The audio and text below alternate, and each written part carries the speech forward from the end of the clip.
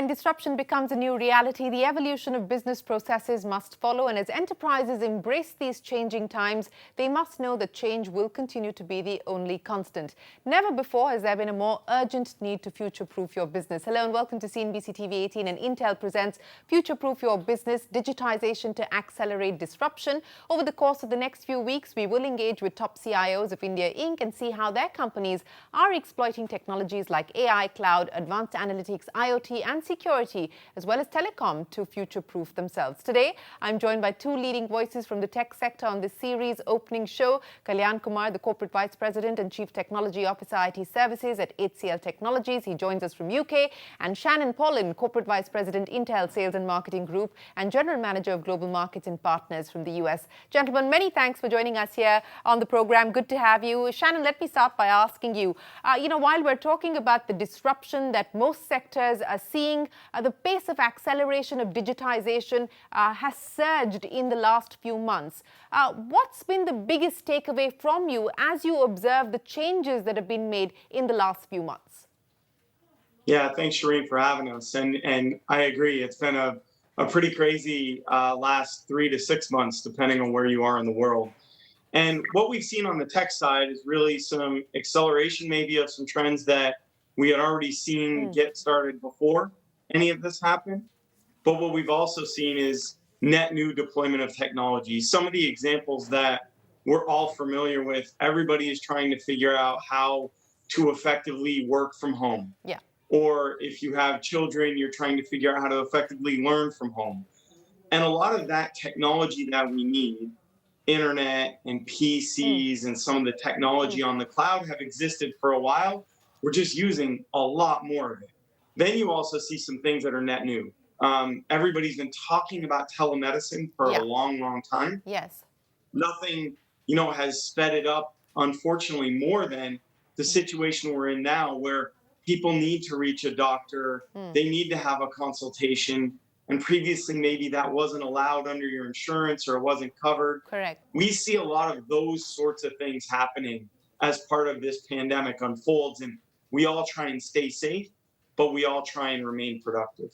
You're absolutely right, and you're right in pointing out that, for instance, with telemedicine or online education, these are sectors that were trudging along nicely pre-COVID, but the acceleration, the pace of change has been significant post-COVID. Of course, online shopping, etc. Again, the numbers are staggering. But Kalyan, let me ask you, and let's talk about first this business of how the office is going to change.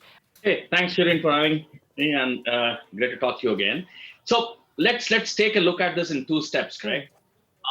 If you really start to see in the industry, there has been a significant shift towards managed services and more outcome-based. The play was the customer never worried about how you did things, correct? It was more outcome-based. And now in the current phase, that whole question of from where customers are significantly flexible, right? They've realized that because they are going through the same challenge, correct?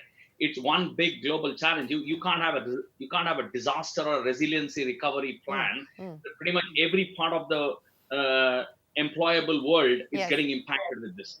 We started to do preparation for COVID quite early, right? Because we were just after Davos when you and me, we were having a chat. I think the 2 weeks later, we were ready with a plan to go remote. So we were quite ahead of times, but we enabled about 4 million of our customers whom we are managing digital workplace to go remote.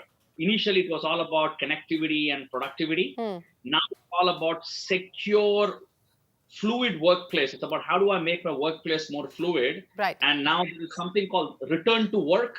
There are a lot of places where people are coming back to work, but obviously your seats capacity, because of social distancing, a lot of other norms, if you could have 100 people in a location, now you can only have 50 or maybe 40, right? It's coming down significantly. Yeah. So hence, customers will adjust, providers have to adjust, technology companies, all of them have to adjust into this. I think there is no other way out. But Shannon, let me ask you about the adjustments that Kalyan was just speaking of, because there is a concern that even though digitization is going to take off, will we see those large transformation deals which were underway take a backseat, take a hit? What's your own take? Yeah, we're seeing the need for acceleration of some of the things that were already in progress. People were talking about digitizing and moving more to the cloud. And we were already working with HCL and others to try and say, okay, how do we help businesses get more digital? How do we help them utilize analytics better, utilize cloud technology better? So we were already, like you said, Shereen, on that path. And yes, maybe some of the operational things where people are able to say, maybe I can hold off on that for a few months as I accelerate this other thing that I need. Maybe I need, as I connect with my workers, I need more secure technology deployed in a VPN or home environment. That trend was happening, but it's been clearly accelerated. And that's where we're seeing a lot of investment. If you look at our numbers over the last couple of quarters, it's reflected some of those buying patterns and projects. But now we're starting to get into almost operational mode. If it was 2 months or 3 months, we could kind of argue, okay, let's hold off on some of those maintenance projects or some of those other things that you were, maybe discretionary.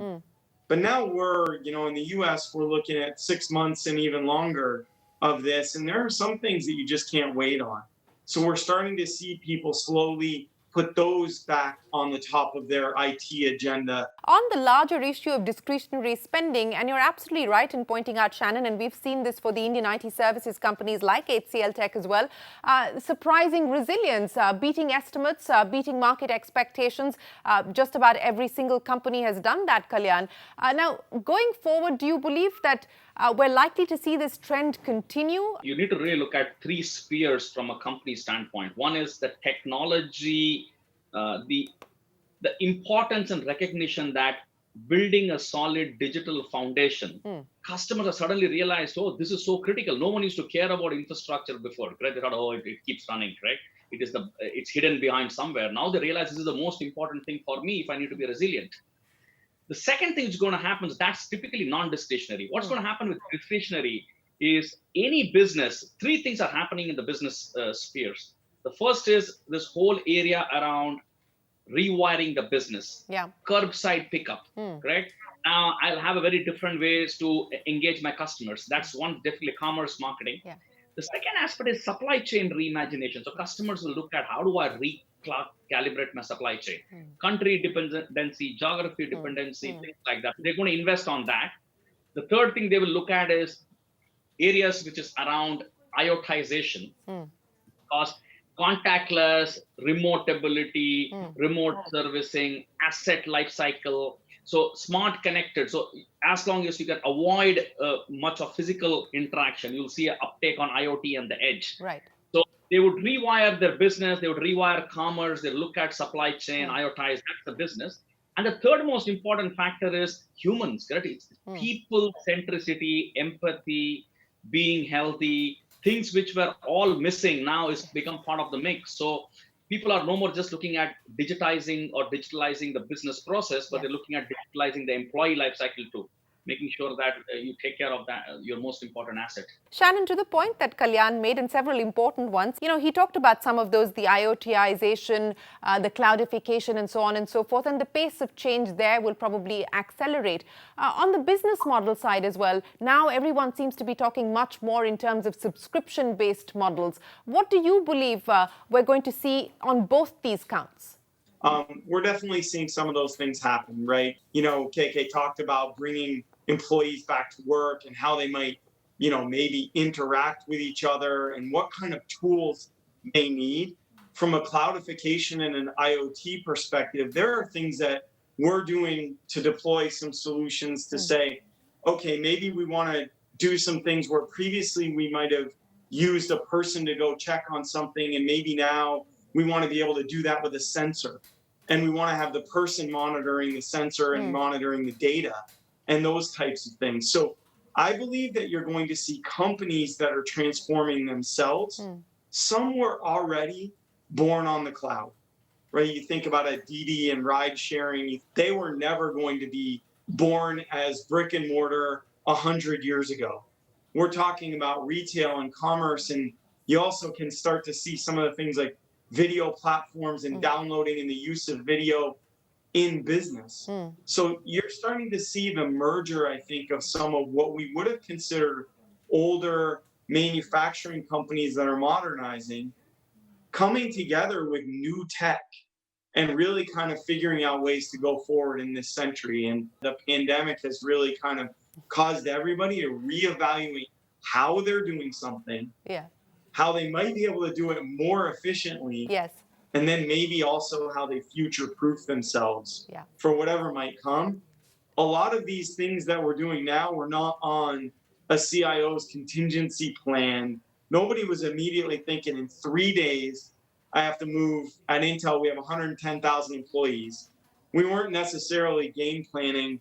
I need 110,000 VPN connections, simultaneously, in 3 days. That wasn't some part of our contingency plan, but we had enough resiliency to make it happen. And I think we're going through a lot of that testing and trial and evolution right now. Kalyan didn't even get 3 days. He got 24 hours to ensure that everybody had a working machine as they moved to work from home.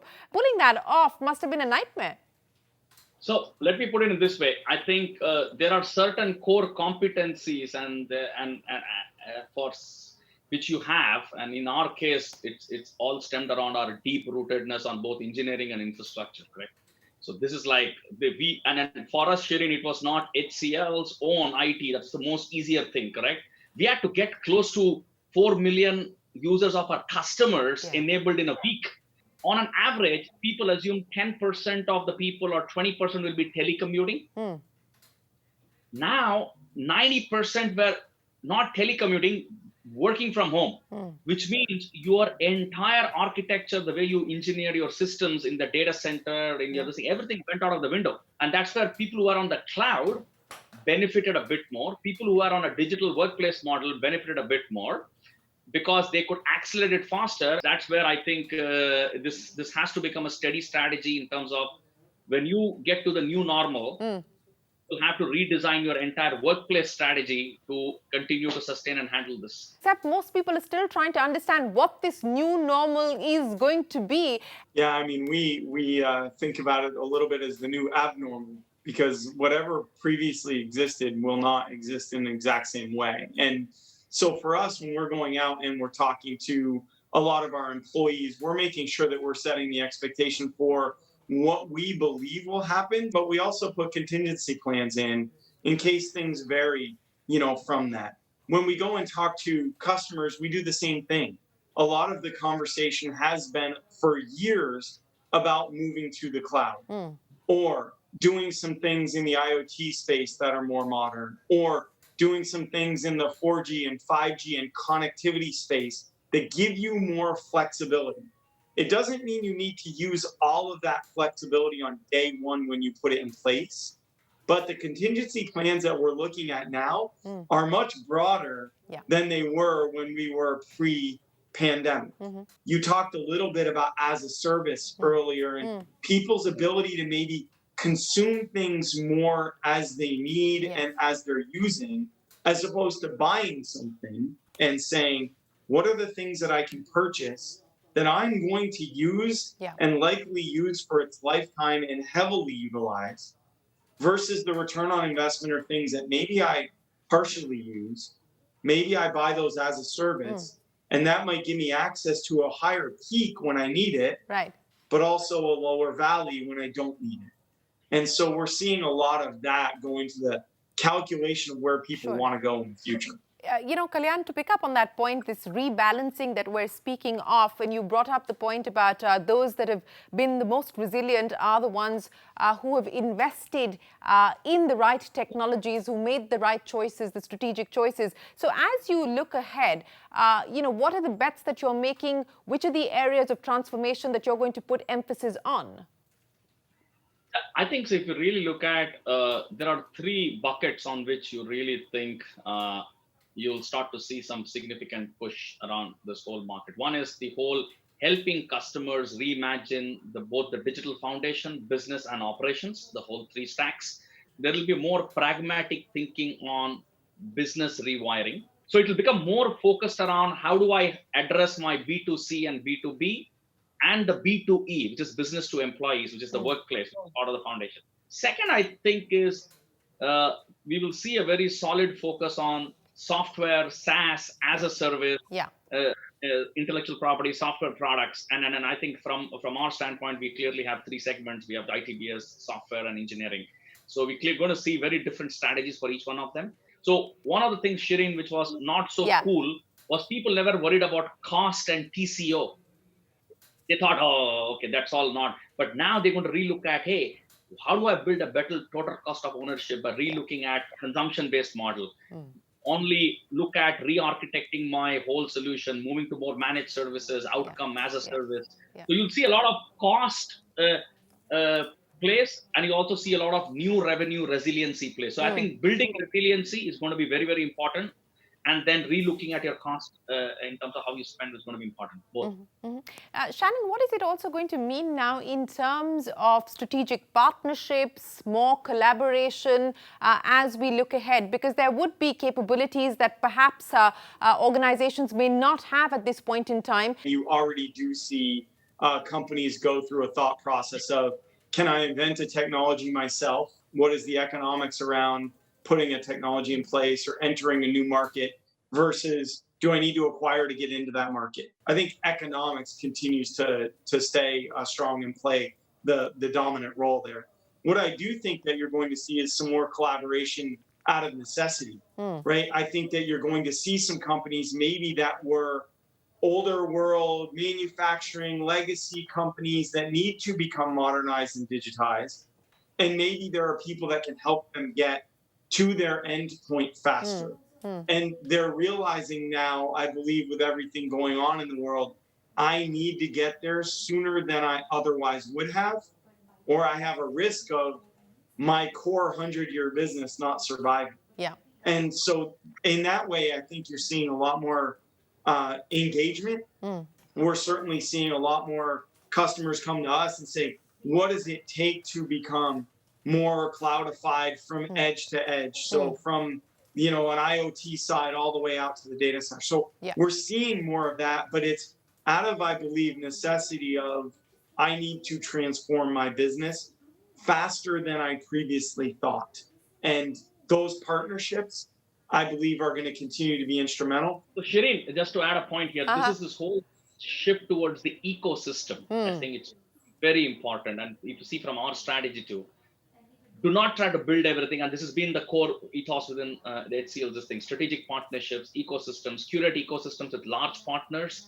Intel is a great ecosystem partner. We're curating and driving. And with Intel, interestingly, we're working through with even the cloud providers, like what we're trying to do with AWS, Google, or Microsoft, or IBM Cloud, and this whole play. And curating that ecosystem also with our other strategic partners like Dell. And we're trying to build a very interesting ecosystem play.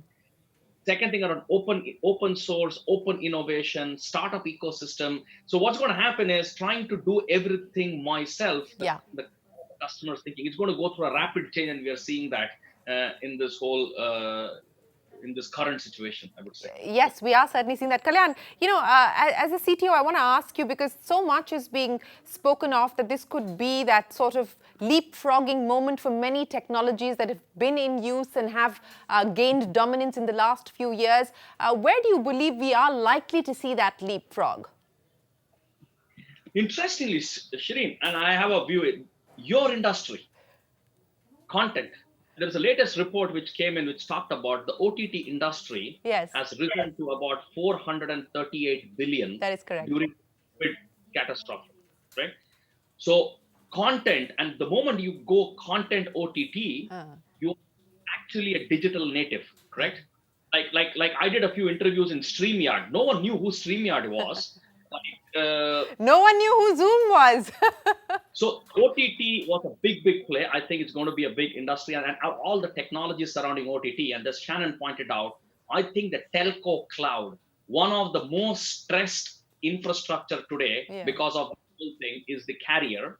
So I think things like 5G evolution or 4G, rapid rollout of 4G and adoption of 5G, you're going to see that pretty much in this as one, driven by especially OTT and the new content and the whole push around this whole world. The second thing I think is you will see a rapid infrastructure and platform and application modernization, because people have realized that if they need to take benefit of the cloud, they need to leverage it. That's the second thing. The third thing, just still very close to me, and I'm very active in that space, is this whole, and especially Intel doing some very interesting work, is quantum computing. Yeah. Correct. I think it's going to, especially there is some research already happening where researchers are using quantum in the new vaccine discovery and the whole vaccine science.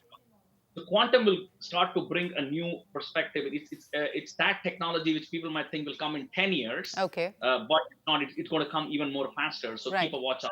So Shannon, take me through what you're putting on your dashboard. Certainly 4G, 5G, and network evolution. We've made a big investment in Reliance Geo and some of the technologies that we believe need to be driven forward. Part of the reason is we believe in some of the mission and vision of getting technology into the hands of people and really improving the lives of every person on earth. And we believe that technology is one of those things that, enables us to do that and enables the world to do that. So once we get technology out there and get people connected, generally there are better outcomes in communities around the world. So we see 5G as an enabler of that, and then future versions of getting more connectivity into the hands of more people more cost effectively. So that's one piece. Next, we see evolution on the manufacturing side relative to the adoption of Internet of Things. If you think about it, there's a lot of conversation right now about how I use manufacturing employees and how I use IoT and put those things together to really drive more output. Yeah. Some of those technologies also find their way into things like agriculture and other places. It's kind of like when you develop technology for the space program and then it gets used back down on Earth. In some cases, IoT and manufacturing go really well together because you develop a lot of things like vibration analytics or visioning technology to do defect analysis. And then you can use those things in other applications around the world. And so we definitely see that being, one of the hotbeds. And then for us also, of course, with everything going on in medicine and some of the things that we're seeing around advancements, using high performance computing, using some other forms of DNA and sequencing and technology to really tailor medicine. I'm married to a molecular biologist. My wife, I've got a daughter that's a biologist, another one who's in training to be an engineer. So I have all different collision, opportunities to learn about how engineering and biology and human are really coming together. And you're seeing that fusion and that merger. And there are just some very exciting things. We've seen medical devices evolve over the decades. But what we're really talking about is a fusion of biology and technology that I think could be really interesting. All right, Kalyan and Shannon, always a pleasure. Thanks very much for joining us here on this CNBC TV18 special Future-Proof Your Business Digitization to Accelerate Disruption. From all of us here, goodbye. Many thanks for watching.